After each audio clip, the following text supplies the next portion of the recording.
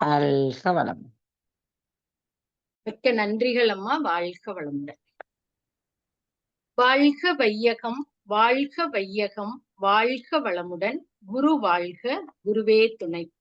ஆசான் அருட்தந்தை வேதாத்ரி மகரிஷி அவர்கள் நம்மோடு சூக்குமமாக நிறைந்திருந்து இன்றைய சிந்தனையை சிறப்பித்துத் தருவாராக.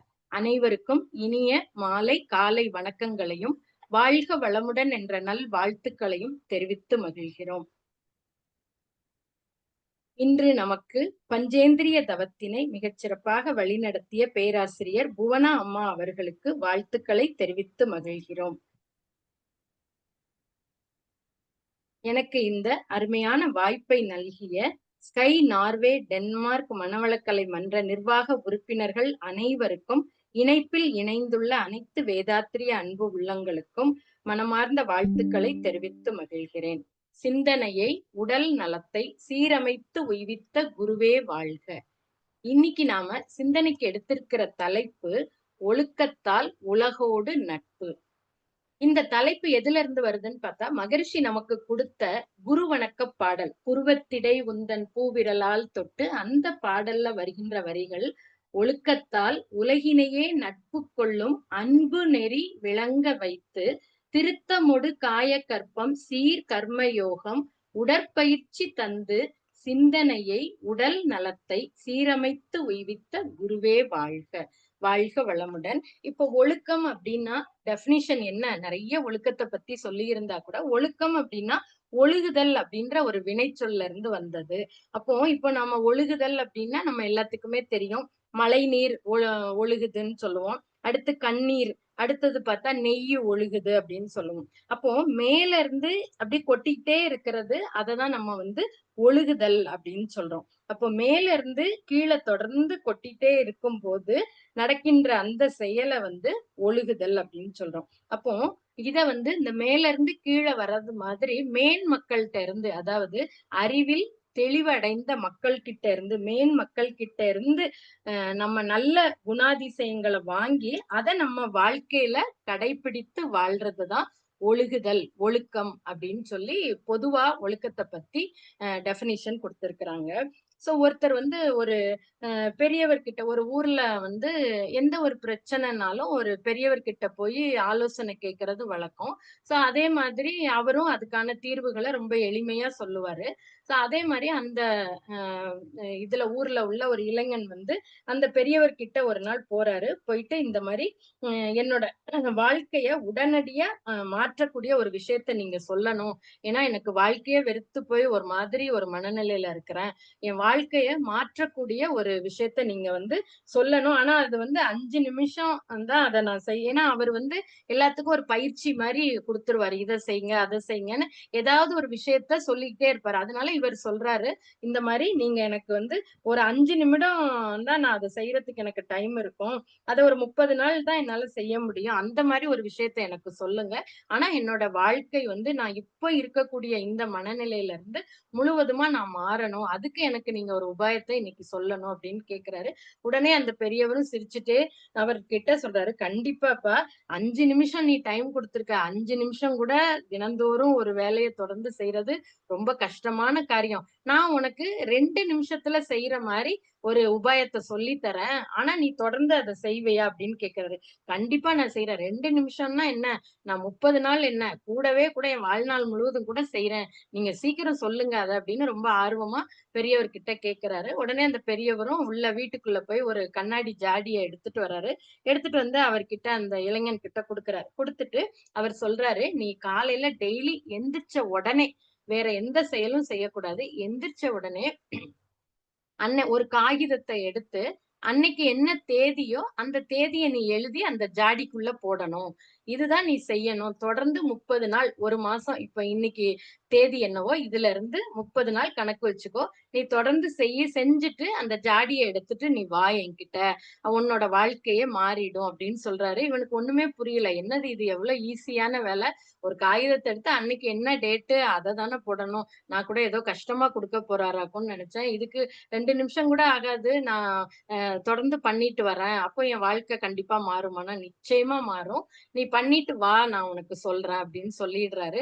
சோ இந்த இளைஞனும் நம்பிக்கையோட வீட்டுக்கு போறான். போயிட்டு நைட்டே அவனுக்கு ஆர்வம். நைட்டே பேப்பர்லாம் எடுத்து, பேனாலாம் எடுத்து தலைமாட்டு பக்கத்திலேயே வச்சுக்கிறான். வச்சுட்டு நாளைக்கு என்ன தேதி எல்லாம் பார்த்து வச்சுக்கிறான். காலையில எந்திரிச்ச உடனே ரொம்ப ஆர்வமா அந்த தேதிய எழுதி அந்த ஜாடிக்குள்ள போட்டுறான். அப்பா இன்னைக்கு போட்டாச்சு.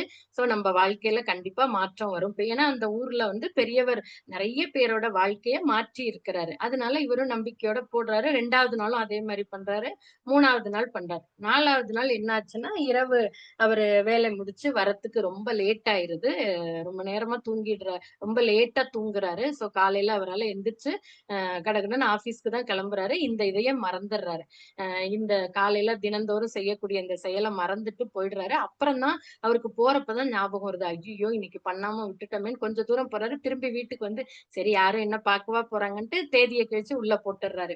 சோ இதே மாரி தொடர்ந்து ஒரு 2 நாள் போடுறாரு. அப்புறம் ஏதோ ஒரு வேலை நிமித்தம் மறந்துடுறாரு. திடீர்னு பார்த்தா வெளியில யாராவது கூப்பிடுறாங்க, கிளம்பி போயிடுறாரு. இந்த மாரி அவர் அப்படியே 30 நாள்ல பார்த்தா, எண்ணி பார்த்தா அவர் ஒரு 10 நாள் தான். முதல்லலாம் அவரு தெரியாம தெரியாம போட்டாரு. அப்புறம் அவருக்கே மனசாட்சி உறுத்த ஆரம்பிச்சுருச்சு. நம்ப தப்பு செய்யக்கூடாது. கரெக்ட்டா போட்டா தான் நமக்கு அவரு பெரியவரு நல்ல விஷயம் சொல்லி தருவாரு அப்படிங்கிற ஒரு எண்ணம் அவருக்குள்ளாக தோன்றி, என்ன பண்றாரு, பண்ண முடியாத அன்னைக்கு உட்டுர்றாரு. கடைசியா அந்த 30 நாள் ஆகுது. அந்த பெரியவர்கிட்ட கொண்டு போய் ஜாடிய குடுக்குறாரு. அவரு உள்ள இருக்கிற பேப்பர்லாம் எடுத்து எண்ணி பார்க்குறாரு. மொத்தம் அதுல பார்த்தா ஒரு 12 தாள்கள் தான் இருக்கு. 12 தேதி போட்ட பேப்பர் தான் அதுக்குள்ள இருக்கு. அப்போ அவர் சொல்றாரு, "என்னப்பா 30 நாள் 30 பேப்பர் இருக்கணுமே, நீ என்ன 12 தான் இருக்குன்னோனே." அப்போ அவர் சொல்றாரு, "இந்த மாதிரி என்னால திடீர்னு ஏதோ வேலை வந்துருது, மறந்துட்டேன், விட்டுட்டேன்." அப்படின்னு சொல்றாரு. அப்போ அந்த பெரியவர் சொல்றாரு, "நீ வாழ்க்கையில நல்லபடியா வாழணும், சந்தோஷமா இருக்கணும்னு சொன்னேல்ல, இந்த ஒரு சின்ன செயலையே உன்னால செய்ய முடியல. ஒரு 2 நிமிடம் செய்யக்கூடிய ஒரு வேலையவே செய்ய மறந்து விட்டுட்ட. அப்போ உனக்கு எப்படி வாழ்க்கையில முன்னேற்றம் வரும்? அதனால நம்ம வாழ்க்கையில நம்ம அடுத்தடுத்த நிலைக்கு போணும், நல்ல நிலைமைக்கு போணும், நம்ம வாழ்க்கை நல்லா சந்தோஷமா இருக்கணும் அப்படின்னா, மன நிறைவோட இருக்கணும் அப்படின்னா, நம்ம வந்து எந்த ஒரு விஷயத்தையும் நாம தொடர்ந்து செய்யணும். தொடர்ந்து அந்த பயிற்சி முறைய நாம செய்யும்போது தான், நம்மளோட வாழ்க்கையில அது மாற்றத்தை ஏற்படுத்தும். 1 நாள், 2 நாள் செஞ்சுட்டு விட்டோம்னா, அதனால எந்த பலனும் கிடைக்காது. அ இதுதான் வந்து வாழ்க்கையோட நம்ம மகிழ்ச்சியா இருக்கிறதுக்கான சூத்திரம் இதுதான் அப்படின்னு சொல்றாரு. உடனே அவரும் ரொம்ப அவருக்கும் மனசு நிறைவாயிருது. சரி அப்போ நாம வந்து இப்போ செஞ்சுட்டு இருக்க வேலையவே நம்ம நல்ல மன நிறைவோடு தினந்தோறும் ஒழுக்கம் அப்படிங்கிறதுக்கான அர்த்தத்த அவர் சொல்லிட்டாரு. சோ தொடர்ந்து பயிற்சிய செய்யணும். அப்போ நாம தொடர்ந்து அந்த வேலையில நல்ல ஒரு இன்வால்வ்மென்ட்டோட செஞ்சோம்னா, கண்டிப்பா நமக்கு வாழ்க்கையில சந்தோஷம் கிடைக்கும். அப்படிங்கிறத உணர்ந்துட்டு, கண்டிப்பா நான் எத செஞ்சாலும் சரி, நல்ல விஷயங்கள நான் தொடர்ந்து செய்றேன். அப்படின்னு சொல்லி அவர்கிட்ட வாக்கு குடுத்துட்டு போயிடுறாரு. ஸோ, அ இதுலருந்து நமக்கு என்ன தெரியுதுன்னா, மகரிஷியும் நமக்கு அததான் குடுத்திருக்கிறாங்க. "ஒழுக்கத்தால் உலகினையே நட்பு கொள்ளும் அன்பு நெறி விளங்க வைத்து, திருத்தமொடு காயகற்பம் சீர் கர்ம யோகம் உடற்பயிற்சி தந்து." அப்போ நமக்கு மகரிஷி என்ன குடுத்திருக்கிறாங்க? அற்புதமா எளிய முறையில உடற்பயிற்சி, காயகல்பம், தவப்பயிற்சிகள குடுத்திருக்கிறாங்க. நமக்கும் அப்படிதான். இதுல வந்து நெறைய விஷயங்கள் இருக்கு. இதுல இவ்ளோ பலன்கள் இருக்கு. எல்லாமே நமக்கு நல்லா தெரியுது. தெரிஞ்சா கூட என்ன ஆகுது, சில சூழ்நிலைகள் காரணமாக நாம என்ன பண்றோம், பயிற்சிகள செய்றதுக்கு தவற விட்டுர்றோம். அப்போ இந்த கதையில சொன்ன மாதிரி நாம பயிற்சிகள தொடர்ந்து செஞ்சோம்னா, நம்ம வாழ்க்கையில நாம அடைய நினைத்ததை நாம நிச்சயமா அடையலாம். அப்போ அந்த ஒழுக்கத்தால் உலகினையே நட்பு கொள்ளும் அன்பு நெறி விளங்க வைத்து, திருத்தமொடு காயகற்பம் சீர் கர்ம யோகம் உடற்பயிற்சி தந்து. அப்போ இந்த உடற்பயிற்சி தந்து இவ்ளோ எளிமையா நமக்கு பயிற்சிகளை கற்றுக் கொடுத்த அந்த குருவுக்கு நாம நன்றி சொல்லிட்டு, தினமும் உடற்பயிற்சி, காயகல்பம், தவம் தவறாமல் செய்வோம்னு நாம சங்கல்பத்த எடுத்து செய்ய அது நம்ம வாழ்க்கையோட ஒரு அங்கமாவே மாறிவிடுது. காலையில எந்திரிக்கிறோம், நம்ம பிரஷ் பண்ணாம யாராவது வெளியில போவோமா? நிச்சயமா போகவே மாட்டோம். ஏன்னா, அது ஒரு நம்ம வாழ்க்கையில ஒரு அங்கமா ஆயிடுச்சு, ஒரு பழக்கமா ஆயிடுச்சு. அப்போ இதே மாதிரி நாம இன்னைக்கு காயகல்பம் செய்யாம நம்ம வெளியில போக்கூடாது. உடற்பயிற்சி செய்யாம நம்ம வெளியில போக்கூடாது. அப்படிங்கிற மாதிரி நம்ம தொடர்ந்து அவர் சொன்ன மாரி 30 நாள் பண்ண சொன்னாரு. நமக்கு 48 நாள் ஒரு மண்டலம் எந்த ஒரு விஷயத்தையும் தொடர்ந்து செய்தா, அது நம்மளோட உடல் செல்கள்ல பதிவாகி, நமக்கு அது செய்யக்கூடிய ஒரு சூழ்நிலையை ஏற்படுத்தி கொடுக்கும் அப்படின்னு பெரியவங்கலாம் சொல்லியிருக்காங்க. அப்போ நாமளும் இந்த மாதிரி நமக்கு நடுவுல நடுவுல கேப் வந்தா கூட தொடர்ந்து ஒரு 48 நாள் நாம பயிற்சி செய்வோம்னு ஒரு சங்கல்பம் எடுத்துட்டு செய்ய செய்ய செய்ய இந்த பயிற்சியை செய்வதன் மூலமாக நம்ம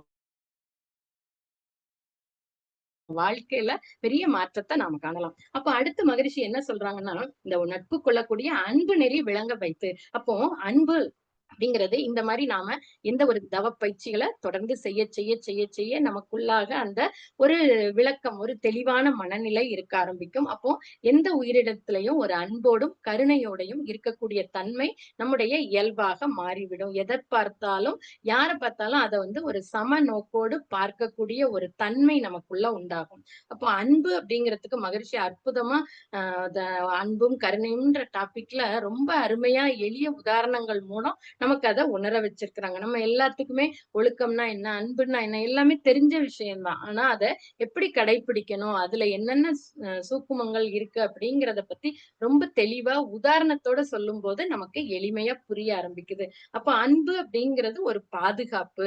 எப்படி வந்து தாய் தன்னோட குழந்தைய அணைச்சு பிடிச்சிட்டு இருக்கிறது, அதுதான் அன்பு அப்படின்னு சொல்றாரு. அடுத்து பார்த்தா இந்த மாமரம் பார்த்தா அந்த பிஞ்ச அந்த காம்பினால பிடிச்சு வச்சுட்டு இருக்கு. அது கீழ விழாதவாறு அந்த காம்பு முதல்ல சின்னதா இருக்கும். பழம் குட்டியா அந்த காய் குட்டியா இருக்கும். அப்ப பிடிச்சிட்டு இருக்கு. அந்த காய் பெருசாக பெருசாக அந்த காம்பும் அதுக்கு ஏத்த மாரி பெருசாகி அத பிடிச்சு வச்சுட்டு இருக்கிறது. இதுல வந்து அன்பு இருக்கு அப்படின்னு சொல்றாரு. அதே மாதிரி தான் கருவுக்குள் முட்டைக்கும், கல்லுக்குள் தேரைக்கும் உணவை வைத்த இறைவன் உன்னை மட்டும் விட்டு விடுவானா அப்படின்னு ஒரு பாடல் வரிகள் நம்ம எல்லாம் கேள்விப்பட்டிருக்கோம். சோ அந்த முட்டைக்குள்ள இருக்கக்கூடிய அந்த கருவை அந்த ஓடு எப்படி பாதுகாக்குது? அன்போட பாதுகாக்குது. அப்போ அதே மாதிரிதான் தாயோட கருப்பையில அந்த வாட்டர் பேக் கருவை பாதுகாக்குது. அதுவும் அன்பான செயல்தான். இதெல்லாம் வந்து நேர்மையான செயல்கள். அடுத்து இன்னொரு விஷயம் மகரிஷி சொல்றாங்க. அந்த பூச்சிய பிடிக்கக்கூடிய பல்லி நம்ம எல்லாருமே பார்த்திருக்கோம். வீட்ல பல்லி அப்படியே போயிட்டே இருக்கும். கொஞ்ச நேரம் அந்த பூச்சி ஏதாவது இருந்தா பார்த்துட்டே இருக்கும். அதுக்கப்புறம் அத போய் பிடிச்சிரும். அப்போ அது என்ன பண்ணுது அப்டின்னா, அந்த பூச்சிய பிடிக்க பல்லி கூட கண்கள் மூலமா ஜீவகாந்தத்த செலுத்தி, அந்த பூச்சிய மயக்க நிலைக்கு கொண்டு வருதாம். கொண்டு வந்து அந்த வலின்ற துன்பத்துல இருந்து அத மீட்குது. அப்போ அந்த மாரி அதுக்கு வலி இல்லாத அளவுக்கு அத மயக்கமடைய செய்து, அதுக்கப்புறம் அத வந்து சாப்பிடுது அப்படின்னு சொல்றாங்க. அதே மாரி பாம்பு கூட தவளைய பிடிக்கும்போது அதே மாரி தான் சொல்றாங்க. அது வந்து காலையில சூரியன்ல போய் அப்படியே பார்த்து ஜீவகாந்தத்த வாங்கிக்குமாம். வாங்கிக்கிட்டு அது மேல அந்த ஜீவகாந்தத்த செலுத்தி, அந்த ஆற்றல செலுத்தும்போது அந்த பல்லி கத்தும்ல, கத்துறது எல்லாம் அந்த இதோட வெளிப்பாடு தானா, அது வலியினால கத்துறது இல்ல அப்படின்னு சொல்றாங்க. அப்ப அந்த அளவுக்கு விலங்கினங்கள் ஒன்றையொன்று அடித்து சாப்பிடுறதுல கூட அன்பும், கருணையும் மேலோங்கி இருக்கு அப்படின்னு சொல்லியிருக்கிறாங்க. அப்போ அனைத்து உயிரும் ஒன்றென்று அறிந்த அடிப்படையில் ஆற்றும் தொண்டு யாவும் அன்பின் செயலாகும். அப்ப எல்லா உயிரும் ஒன்று அப்படின்னு நாம அந்த அடிப்படையில எந்த ஒரு செயலை செய்தாலும் அதுதான் அன்பு. அன்பும் கருணையுமாய் அகன்ற நிலையில் உள்ளாய் என் மனதை விரித்து இணைத்துக் கொண்டாய் உன்னுள்ளே. கன்ம வினைகளெல்லாம் கழிந்தன உணர்கின்றேன். உன்னை அறிந்து உய்ய உலகோர்க்கு தொண்டு செய்வேன். அப்போ எல்லாம் வல்ல அந்த இறைநிலைதான் தன்மாற்றத்தினால எல்லா உயிர்களாக வந்திருக்கு அப்படிங்கிறத உணர்ந்து எந்த உயிருக்கும் துன்பம் செய்யாமலும் துன்பத்தை போக்கும் அளவுக்கும் நம்முடைய செயல்களை ஒழுங்குபடுத்தி கொண்டு நாம அன்போடையும் கருணையோடையும் வாழ முயற்சி செய்யணும். அப்போ இந்த அன்பும் கருணையும் நமக்கு எப்ப மேலோங்க ஆரம்பிக்கும் அப்படின்னா, மகிழ்ச்சி கொடுத்த அற்புதமான எல்லார்கிட்டயும் இருக்கு. அன்பு, கருணை இல்லாத உயிரினங்கள்ட்டயே இருக்கும்போது மனிதர்கள்ட்ட இல்லாமலா இருக்கும். நிச்சயமா இருக்கும். ஆனா அதோட சதவீதம் தான் எந்த அளவுக்கு இருக்கு. சில பேர்கிட்ட அன்பா இருப்பாங்க. அதே விஷயம் வேற ஆள்ட்ட இருந்தா அத வந்து ஹார்ஷா பேசுவாங்க. நம்மளே பார்த்திருக்கோம். நம்மளே அது மாரிலாம் நடந்திருக்கிறோம். சோ எல்லாத்தையும் சமமாக எல்லா உயிரினத்திலயும் அதே அன்போடையும், அதே கருணையோடையும் இருக்கிறதுக்கு மகரிஷி குடுத்த அந்த இரண்டொழுக்க பண்பாடு, அத பின்பற்றி நம்ம வாழ்க்கையில வாழ்றதுக்கு அவர் குடுத்த அற்புதமான தவ பயிற்சிகள் நமக்கு உறுதுணையாக இருக்கும். அப்போ தவம் செய்ய செய்ய என்ன ஆகுது? நம்முடைய மன அலைச்சுழல் வேகம் குறைய ஆரம்பிக்குது. அப்போ மன அலைச்சுழல் வேகம் குறையும் போது நமக்கு சிந்தித்து செயல்படக்கூடிய ஒரு திறன் மேலோங்க ஆரம்பிக்குது. அப்போ மகரிஷி நிறைய தவங்கள் கொடுத்திருக்கிறாங்க. ஒவ்வொரு தவத்தை செய்ய செய்ய செய்ய செய்ய அப்படியே மன அலைச்சுழல் வேகம் கொஞ்சம் கொஞ்சமா குறைஞ்சு குறைஞ்சு குறைஞ்சு வருது. அடுத்து பார்த்தோம்னா ஒரு அற்புதமான ஒரு தவம் கொடுத்திருக்கிறாங்க. சோ இறைநிலை தவம் சொல்லிட்டு. அப்போ இந்த இறைநிலை தவத்துல என்ன ஆகுது அப்படின்னா, அந்த மனம் வந்து இறைநிலையோட ஒன்றி இணைந்து விடுது. அதனால நமக்கு வாழ்வின் நோக்கமான அந்த முழுமை பேறு கிடைக்கிறது. நம்முடைய வாழ்வின் நோக்கம் என்ன? 6வது அறிவுல முழுமை பெறணும். ஒழுக்கம், கடமை, ஈகைன்ற அறநெறி வாழ்க்கை வாழ்ந்து, இந்த பிறவியிலேயே நம்முடைய கருமையத்துல இருக்கக்கூடிய பதிவுகளை கழித்து, அந்த இறைநிலையை உணர்வதற்கான ஒரு முயற்சியில நாம ஈடுபடணும். அப்போ அந்த ஒழுக்கத்துக்கு கூட மகரிஷி வந்து அந்த அறநெறி வாழ்க்கையில ஒழுக்கத்துக்கு கூட அற்புதமா ஒரு டெஃபினிஷன் குடுத்திருக்கிறாங்க. தனக்கோ, பிறருக்கோ, தற்காலத்திலோ, பிற்காலத்திலோ உடல், உயிர், மனம் எதுனாலயும் நாம துன்பம் தராத செயல்கள். அதுதான் ஒழுக்கம் அப்படின்னு சொல்லி குடுத்திருக்கிறாங்க. நம்ம ஜெனரலா ஒழுக்கம்னா ஒழுகுதல்னு பார்த்தோம். ஆனா மகரிஷி நமக்கு எப்படி குடுத்திருக்கிறாங்க? நம்ம ஒரு செயலை செய்யும் போதே நமக்குள்ள சில குழப்பங்கள் வரும். ஐயோ! இத செய்றோமே, இதோட விளைவு எப்படி இருக்கும்? இதனால எனக்கு துன்பம் வருமா? அப்படின்னு ஒரு குழப்பம் வந்தா கூட இந்த ஃபார்முலால நாம அப்ளை பண்ணி பார்த்துரலாம். சில விஷயத்த செய்யும்போது, இப்போ அது நமக்கு நன்மை தரக்கூடியதா இருக்கும். ஆனா பிற்காலத்துல அதனால பாதிப்பு தரக்கூடியதா இருக்கும். அப்ப அந்த மாரி செயல்கள நாம விட்டுட்டு, அத அடுத்து நாம என்ன செய்யணும்? அப்படிங்கிறதுக்கான முயற்சியில ஈடுபடணும். அப்படிங்கிறதுக்கு மகரிஷி கொடுத்த அற்புதமான ஒரு டெஃபினிஷன், ஒரு சாமியம் தான் இந்த ஒழுக்கத்துக்கு கொடுத்த ஒரு சாமியம். அப்போ இந்த இறைநிலை தவம் நம்ம எல்லா தவமும் தொடர்ந்து செஞ்சுட்டு வரோம். ஆனா இறைநிலை தவம் நம்ம ஆழியார்ல போறப்போ அந்த பிரம்மஞான பயிற்சியில செய்றோம். சில பேர் வீடுகள்லயும் அவங்கவங்க தனித்தனியா செஞ்சுட்டு வராங்க. சோ குரூப் மெடிடேஷன்ல அந்த தவம் வந்து அவ்வளவா வரதில்ல. சோ இந்த இறைநிலை தவத்துல என்ன மகிழ்ச்சி நமக்கு கொடுத்திருக்கிறாங்க அப்படின்னு பார்த்தோம் அப்படின்னா, மனதை விரித்து நாம வந்து அந்த எல்லையற்ற பரவெளியோடு இறைநிலையோட இணைத்து கொண்டு இந்த தவத்தை செய்யறோம். மனதை வந்து வரீங்களா? வாழ்க வளமுடன். மனதை விரித்து அந்த எல்லையற்ற இறைவெளியோடு இணைத்துக் கொள்றோம். அந்த பரவெளியோடு மனம் விரிந்து அடிக்கடி பழக பழக தன்னோட மூலமான அந்த இறைநிலையோட ஒன்றி இருக்க முடியுது. அப்ப இறைநிலையில இருந்து தான் என்ன வருது? இறைத்துகள் வருது, விண் வருது, அடுத்து பஞ்சபூதங்கள், உயிரினங்கள், கடைசியாக மனிதனாக வந்ததும் அந்த இறைநிலை தான். அப்ப இந்த தன்மாற்ற வரலாற்ற உணர்வா பெறதுதான் இந்த இறைநிலை தவம். அப்ப அதற்கு நாம தெரிந்து கொள்ள வேண்டியது என்ன அப்படின்னு பார்த்தா, இறைவனோட நிலையை எந்தெந்த இடத்துல எப்படி செஞ்சிருந்தாலும் இறைநிலை ஒன்றுதான். அது சுத்த வெளி, அது உருவமற்றது. எல்லா இடத்துலயும் நிரம்பி இருக்குது. அணுக்குள்ளயும் அண்டத்துக்குள்ளயும் இருப்பதும் இறைநிலை தான். நமக்குள்ள இருக்கிறதும் அந்த இறைநிலை தான். அப்போ நமக்குள்ள இறைநிலை எப்படி இருக்கு அப்படின்னு பார்த்தா, எல்லாம் வல்ல அந்த இறைநிலை என்பது சுத்த வெளி. அது ஒன்றுமில்லைன்னு நினைக்க வேண்டாம். அது எல்லாவற்றையும் விட ரொம்ப வலிமையானதா இருக்கு. அத வந்து தூய வெளி, இறைவெளி அப்படின்னு சொல்றாங்க. ஆல்மைட்டி அப்படின்னு சொல்றோம். அப்போ எல்லாம் வல்ல முழு முதற் பொருள் தான் அந்த சுத்த வெளி. அப்போ இந்த காட்சியில பார்த்தோம்னா, அந்த பேரியக்க மண்டலம் முழுவதையும் அந்த இறைத்துகள் அப்படிங்கிற காந்த ஆற்றலால அதெல்லாம் பேரியக்க மண்டலம் நிரம்பி இருக்கு. அப்ப இந்த காந்த ஆற்றல் தான் மனமாகவும் இயங்குறதுனால ஒரு ஜீவனோட மனமானது அந்த பேரியக்க மண்டலத்தோடும் எல்லா ஜீவன்களோடும் இணைந்து கொண்டிருக்கிறது. அது மூலமா எல்லாருடைய கருமையங்களும் தனித்தனியே இயங்கிக் கொண்டிருந்தாலும் அது இணைந்து ஒரே கோர்வையா செயல்பட்டு கொண்டிருக்கிறது.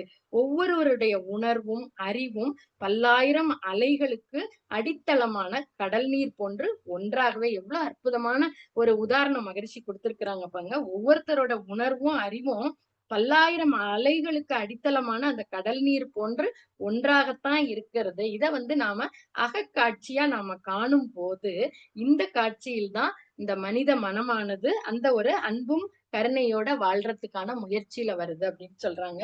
நம்ம எல்லாருமே இப்போ கண்களை மூடி இத ஒரு நிமிடம் நம்ம பாவனையா நமக்குள்ள அஹ் நமக்குள்ள செய்து கொள்ளலாம். சோ எல்லாருமே கண்களை மூடிக்கொள்ளலாம்.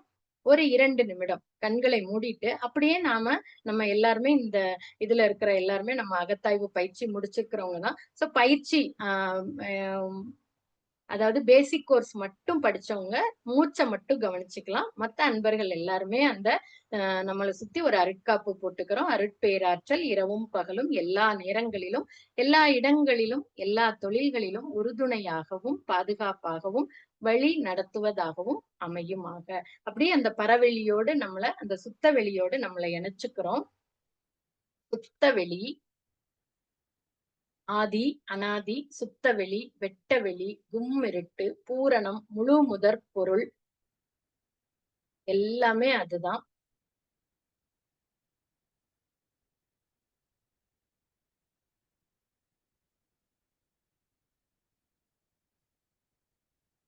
அன்பும் கருணையும் நிறைந்த இடமாகிய சுத்தவெளி, கும்மிருட்டு.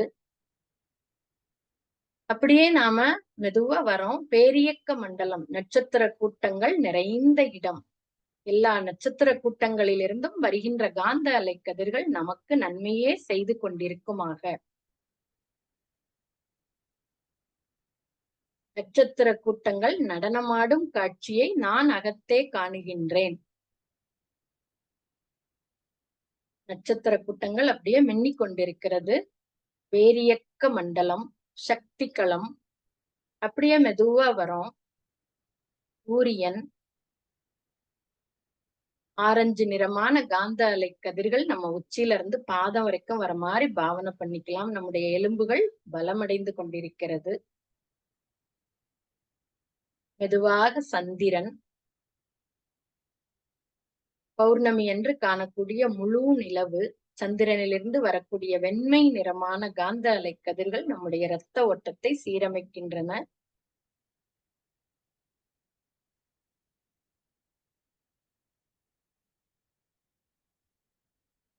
துவாதசாங்கம், உச்சிக்கு ஒரு முழம் மேலே, தலை உச்சிக்கு ஒரு முழம் மேலே.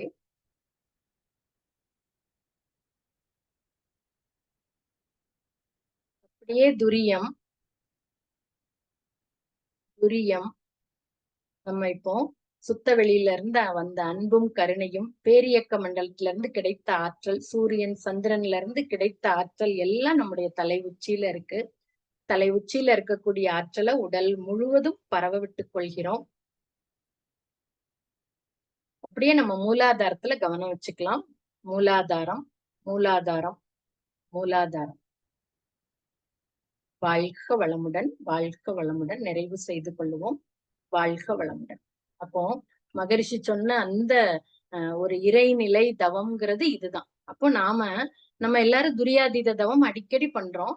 சோ கீழ இருந்து அப்படியே மேல போய் நம்ம அந்த இடத்த பார்த்துட்டு திருப்பி வந்து நாம உடம்பு ஃபுல்லா அந்த ஆற்றலை பரவ விடுறோம். சோ இந்த இறைநிலை தவத்தை இதையும் நாம வாரத்துல ஒரு நாள், ஏன்னா நம்ம ரொம்ப நாள் அதை செய்யாமலே இருக்கிறோம். அதனாலதான் இன்னைக்கு அதை பத்தி சொல்லணும் அப்படிங்கிறதுக்காக தான் இந்த ஒரு சின்ன முயற்சி. சோ நாம இனிமேல் வாரத்துல ஒரு நாள் பயிற்சி பெற்ற அன்பர்கள் பிரம்மஞானம் வரைக்கும் கத்துக்கிட்டவங்க இந்த இறைநிலை தவத்தையும் வாரத்துல ஒரு நாள் நிச்சயமா செய்யலாம். ஏன்னா இந்த இறைநிலை தவத்தை இப்போ இந்த ஆற்றலை நமக்குள்ளாக நாம செலுத்தும் போது உடல்ல இருக்கக்கூடிய ஒவ்வொரு செல்லும் பூரித்து செயல்படுவதை அனுபவமாக நாம உணர்ந்து கொள்ளலாம். அதே மாதிரி இந்த காட்சியில தான் இப்படி ஒவ்வொன்றா நம்ம காட்சிப்படுத்தி வரும்போதுதான் மனித மனமானது மதம், அரசியல், பொருளுடைமை இந்த பற்றுதல்ல இருந்தெல்லாம் விடுபட்டு ஒன்றிணைந்து அன்பும் கருணையும் மலர்ச்சி பெற்ற பேரறிவாக ஒளிவிட்டு வீசும்.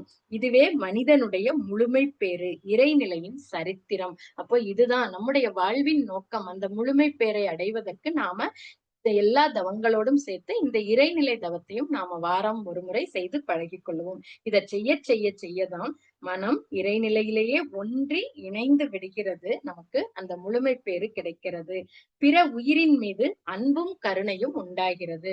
அப்போ மகரிஷி சொன்ன இந்த ஒழுக்கத்தோடு உலகிலேயே நட்பு கொள்ளக்கூடிய அந்த அன்பு நெறிய மகரிஷி நமக்கு விளங்க வைக்கிறாரு. ஒவ்வொரு பயிற்சியின் மூலமும் ஒவ்வொரு தவத்தின் மூலமும் ஒவ்வொரு விஷயத்த நமக்கு உணர்த்துறாரு. அப்போ இந்த அன்பு நெறிய நாம விளங்கி கொள்ளும் போது நம்முடைய வாழ்க்கையில நாம அடையக்கூடிய நாம நினைக்கக்கூடியது என்ன? எல்லாரும் எல்லா நேரத்துலயும் நாம மகிழ்ச்சியா இருக்கணும், மன நிறைவா இருக்கணும், ஆரோக்கியமா இருக்கணும். அதுதான் நம்மளோட எல்லாருடைய விருப்பமாவும் இருக்கு. அப்போ இத நாம தொடர்ந்து செய்ய செய்ய மகரிஷி குடுத்த அற்புதமான இந்த மனவளக்கலைன்ற பொக்கிஷம் நமக்கு கிடைச்சிருக்கு.